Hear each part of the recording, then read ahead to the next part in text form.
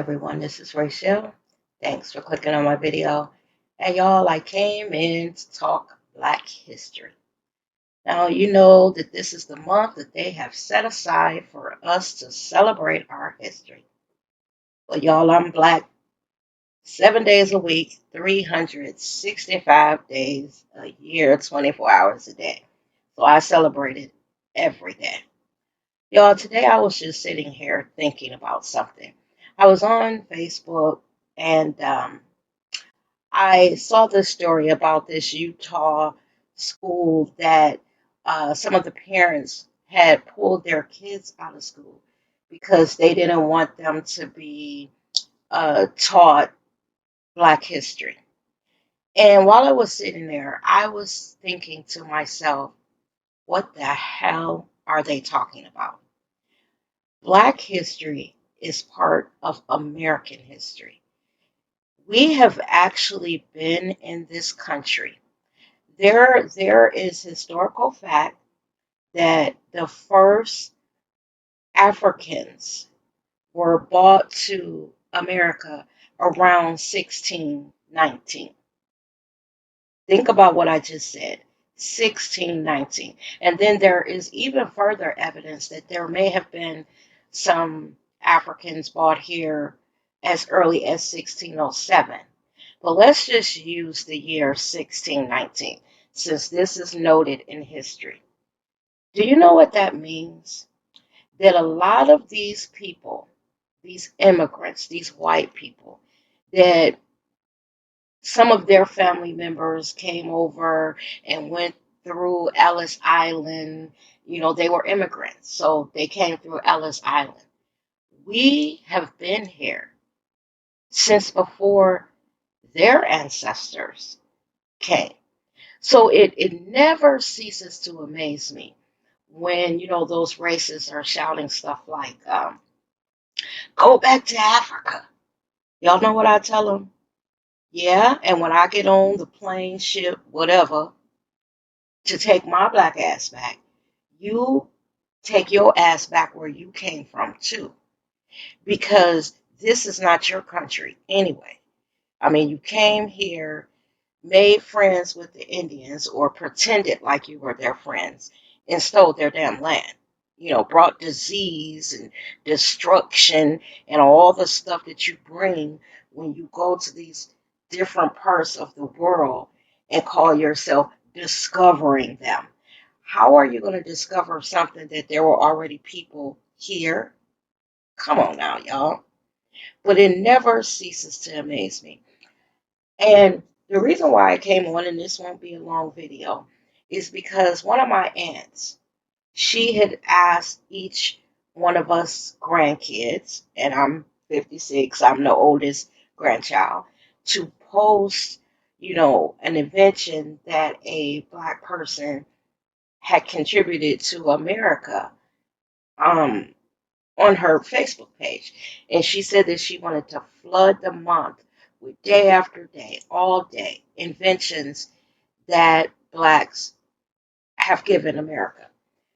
Y'all, it started off a little slow at first, but as I watched her comment section grow, because she not only wanted the invention, she wanted pictures, stories of, that person. So as the day went on, my cousins, they started filling her page. And our contribution to this country is so great. Our, you know, footprint here is so enormous. My grandfather always told me when I was growing up, my grandfather was a very wise man. And now that I'm older, and oh God, I wish he was around now because he died when I was about 27. About 30 years ago, y'all, he died. But I can remember all the stories that he used to tell me. And my grandfather used to say that American history is his story, not the truth. And basically, now that I'm older, I realize grandfather was telling me that it's a whitewashed history.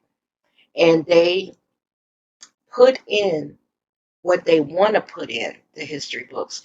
I remember being in high school and junior high, and I had was doing some homework or something. I had my American history book, and my mother was helping me phrase a question, an answer to a question. And as my mother, after my mother helped me, I started noticing her thumbing through the book, and she was just looking at things. And she looked at specifically the time during the 60s when we were going through the civil rights. She wanted the civil rights movement. She wanted to see what the history books wrote about it. And I just remember my mother reading, skimming the page, and she kept saying, mm. And then she thumbed through the book a little bit more, and my mother got to the part about slavery. And I remember my mother saying, so 400 years has been reduced to a page and a half in American history book. And me being about 13, no, I probably was 14, 15, you know, I didn't understand the weight of what my mother was saying. Basically, my mother looked at that history book and she said, as a black woman, descendant of slaves, you mean those 4 years and all the horrors and how it began and what occurred during slavery, the raping of women and blah blah blah. Now I know they weren't going to put all of that in the history books, but my mother was just amazed that it was the front of one page and half of the next page, because at the bottom of the page, on the flip side of the page, there was a picture of slaves packed in the slave ship at the bottom, and also a sign that was, I guess, around announcing the sale of slaves back in the day. So one half of the bottom of the page had a picture of a slave ship with slaves packed in there. They showed how they would pack them. And then on the other side of the bottom of the page showed a sign of, of a sale of black people back then. So we only warranted, or slavery only warranted a page and a half. And I remember my mother basically said the same thing my grandfather said, how, you know, our existence, or from the moment we came here, was only relegated to, that page and a half. And it was basically the whitewashing of our history. Y'all, I'm going to be honest. I tell y'all that I'm 56 years old. And so I went to school in the 70s and 80s and stuff. And I'm going to admit, the history books that we had, we didn't have a class called Black History when I was in school. We didn't have it. The first time, and I'm even ashamed to admit this, the first time that I learned, really truly learned, the true rich history of our people is when I went to college. So I was 18 years old at Kent State University. And I had a class, and I think it was called, now y'all got to think this was back in 83, so I might have the name wrong. But the class was called Pan African Studies or something like that. And I remember the professor was white. And from the first day in that class, let me tell y'all, it was so interesting to me because I had never been taught all of these things about our people when I was going to, elementary, middle school, and high school. It was so interesting. Do you know that I never had to take notes in that class because that professor had my interest from the first moment he started lecturing? I remembered everything because I was hungry for what I had never known about our people's contribution to this country. Of course, thank God that I had grandparents that told me. But that's stories that you're not over your grandparents' house every day, where they could just from sun up to sundown tell you all the contributions and all of that. It was the times that I would, see my grandfather and we would be talking, and most of that was when I was, an older teenager, and he would start, telling me about different things. It's really sad. And it's also really sad because I know a lot of Black people have, a funny feeling about February being set aside as Black History. We'll always say we celebrate every day of the week because of the skin that we're in. But it's sad that a month had to be set aside because basically our history in this country has been pulled, stricken from the history. The only way that your child will get a true, and even with that, it's not true, like a representation of what occurred is if you put it in them, if you seek it out for them. Now, I know when I went to school, I didn't go to school to be a teacher, but now looking back, because I always loved history, I should have gone to school to be a history teacher. Because what I started doing very early when my kids were younger, because I loved history so much, I would find out stuff, and from the time they could understand, I would tell them stories of stuff that happened in history. So now both of them are, very, uh, one of them is kind of militant, y'all, but they understand their history and they seek out the truth. Like they don't just read it in a book, the page and a half or few pages that they probably have now. But I noticed that both of them seek out stuff, and they're very pro black. If there's a protest, both of them are down there. I done had to tell them a couple times to be careful because something that I started with them, when there were protests, I would always go and take them with me. But some of these protests, here lately have gotten kind of violent, and I'm not going with them now. They're adults, so you know how as a parent you're like, be careful. I can't tell you what not to do, and you're proud that they want to be a part of something. But what I started when they were younger, it has taken off. I didn't want to be on here long today. I do want to acknowledge, that this chocolate skin that I'm wrapped in, I have never been ashamed of it. I come from a family, and thank God that my family was like this. Or more specifically, my grandfather set the tone. Where my grandfather used to always tell us that he loves Black women, just loved us, because we came in every shade of the rainbow. Thanks to white people raping our ancestors, y'all. But he said any flavor that you wanted, you could have. He also very early on started telling us, grandkids and his kids, that our history did not start here in America, you know. And he said, never think that your history started here in slavery. He said, we came from somewhere. He said, we don't know exactly where we came from in Africa, but that's where our ancestors came from. And he said, study the continent of Africa and learn. And don't let the white man make you ashamed of that continent. He said, because think about it. If it is everything negative thing that they put on it, why did they go there and steal the people, the resources? They basically went into Africa and scraped the continent. Diamonds, gold, the animals, everything. They raped that continent of its valuable resources. And chief among those, the most important resource that they took from that continent was us.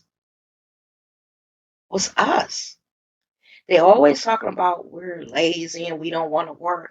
Well, hell, you didn't think that when you crossed an ocean to come get our black asses. You wasn't thinking that then. You sailed there many times, brought back millions of African bodies to come here to help you build this country.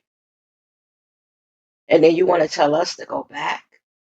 Some of their ancestors came here in the 1900s, 1940s, 1950s. Our ancestors have been here since 1619. Now, that's just, what they're willing to admit, 1619. But they constantly telling us to go back. Ain't that some bull, y'all? So today is the 8th day of the month that was set aside for us. And I know it's a small token, considering what they did to us, what they took from us, our culture, everything, what they took from Mother Africa, all our resources, you know, how they made us hate the continent or think negative of the continent that our ancestors came from. I am so glad that both my grandmother and my grandfather, from the time I could understand, they started telling us good things about Africa, making us seek out the truth. Where now that I'm older, I'm not one of those people that, think everything about Africa is bad. I've actually dated Africans before. And I remember when I started dating this African when I was in college. He opened my eyes to a lot that I was so ignorant about. I remember we were talking, we went to the beach one time, and I remember it was hot that day and the sun was beaming down, and I kept trying to find shade. I kept telling him, I need to get out the sun, I'm going to be burnt to a crisp, blah, blah, blah. And I remember he looked at me and he said, "Your skin is beautiful."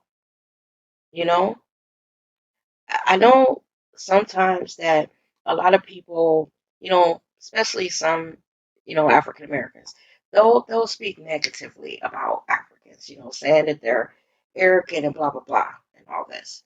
But I'm gonna tell you something that I noticed with the few Africans that I dated in my younger years. They are very good for the ego of a black woman.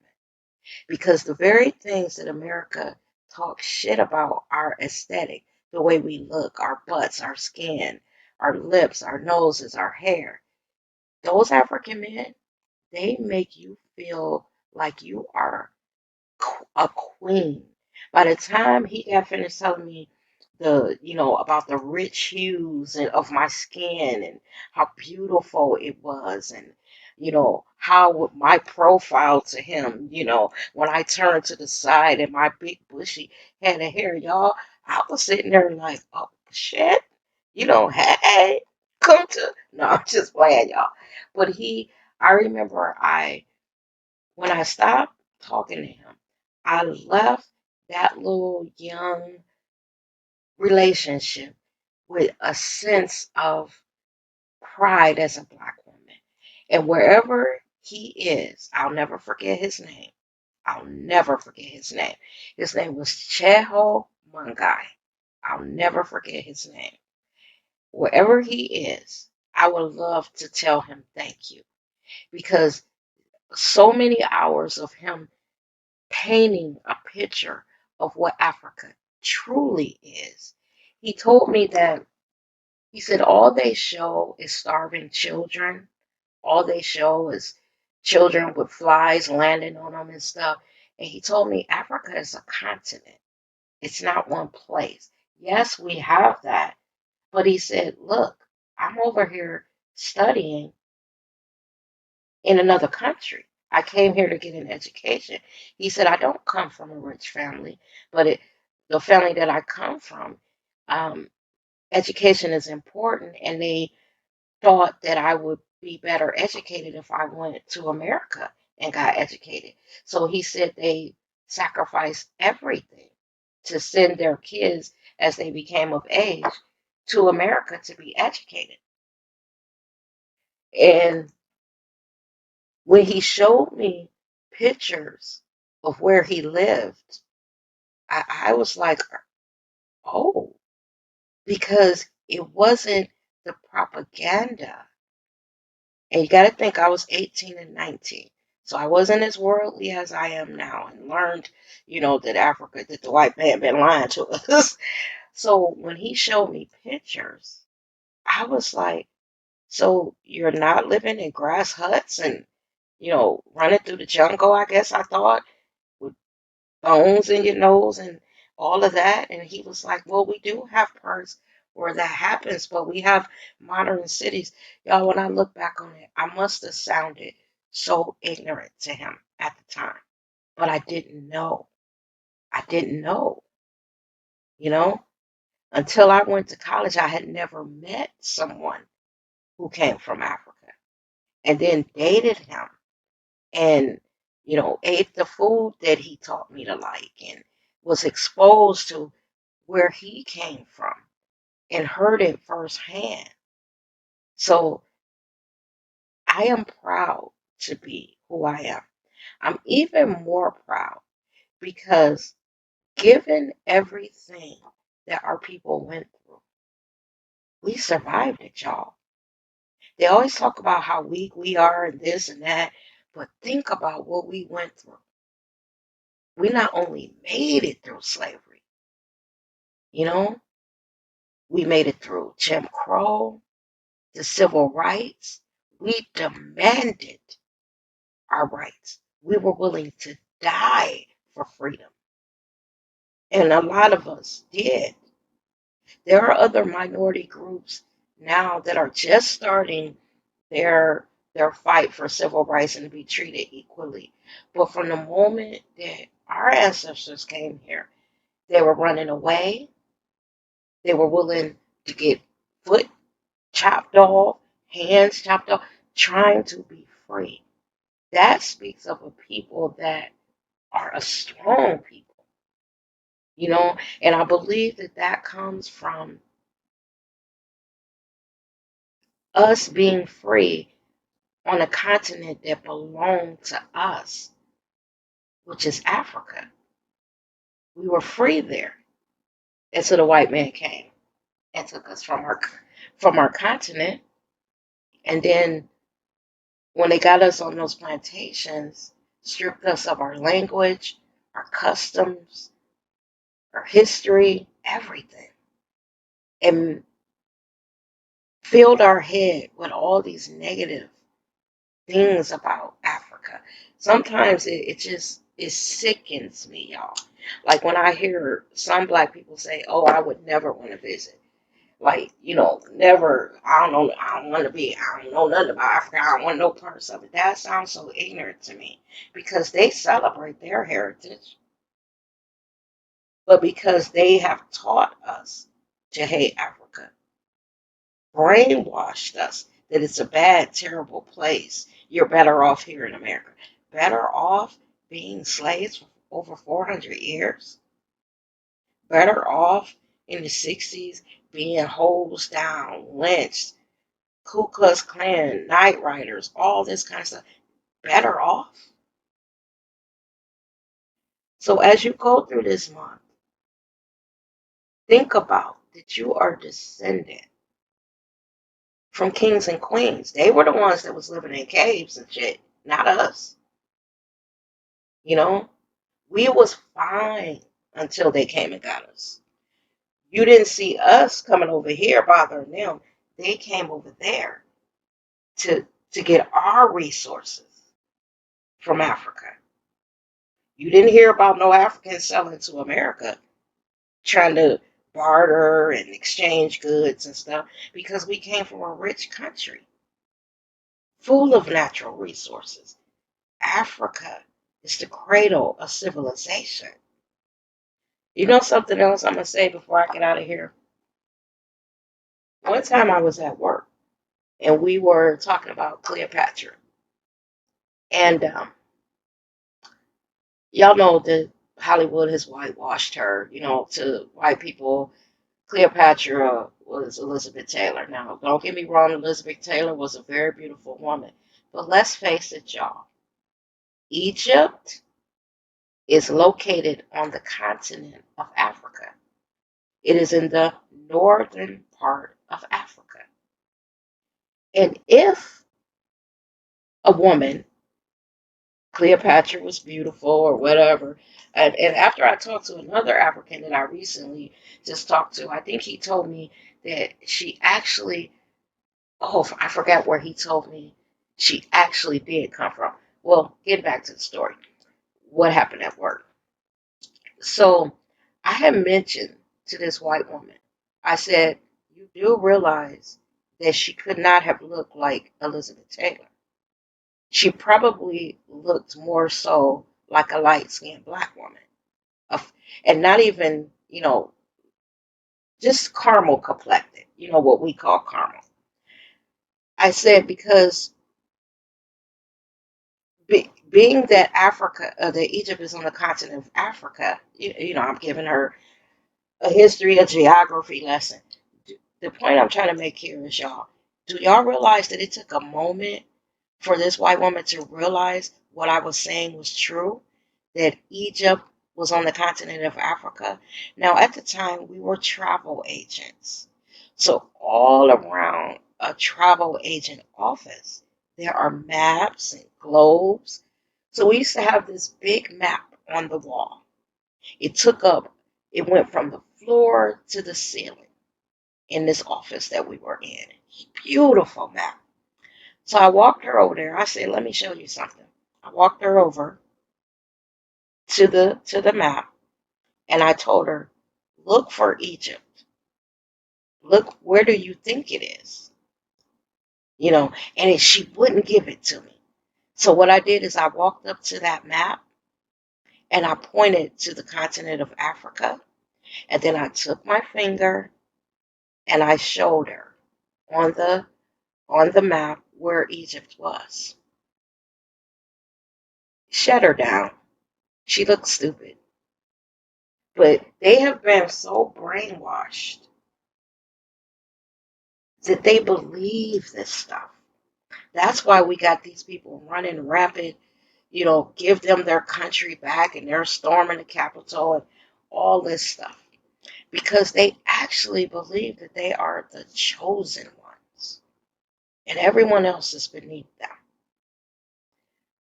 I have never, thank heavens, felt like a second class citizen when it came to them. I guess the family that I came from, and thank God that my grandparents were the type of grandparents that loved to talk, and I was a child that listened. Well, actually, all of my cousins, you couldn't escape these stories that my grandmother and grandfather used to tell us. Y'all, they told them so many times that I think all of us grandkids can recite them verbatim because we heard them over and over again all while we were growing up. So it gave us a sense of pride in who we are. So when we went out in the world, you didn't, I didn't ever think about that I was a chocolate black woman. I never thought of it. I got cousins of every hue of the rainbow. But my grandfather and the men in our family used to say stuff like, you are such a pretty girl with all that hair. And, so until I went out in the world and then people start to pick apart your looks, do you say, oh, so fuller lips and, darker skin and a wider nose is not considered beautiful? I didn't even know that till I went out in the world. You know, I had no idea. And then I remember when I came back and I would say, oh, this person said my nose was big or something. And my grandfather would say something like, oh, they're color struck or they have a European standard of beauty. But you are a true beauty, a black woman. And now when I think about all that, I wish he was alive now. Now that I truly understand all that he was trying to tell me in those conversations that he used to have with me. And all the times when I would walk up to him and he would break out in a smile and say, "You're such a beautiful young lady. Oh, look at you, sweetheart." You know, he really, really instilled in me a sense of who I am. Everyone in my family did. And I thank them for that. So with that, y'all, I'm gonna get out of here. I've been rambling enough. Y'all know I come on here and I'll say the video gonna be short, and next thing I know, 30 minutes have passed. Enjoy your Black history. Think about it every day, what our people went through and how strong we are, and how beautiful of a people and how talented we are. You know, revel in it. Celebrate every one of these days. Y'all stay safe and have a great night. Bye bye now.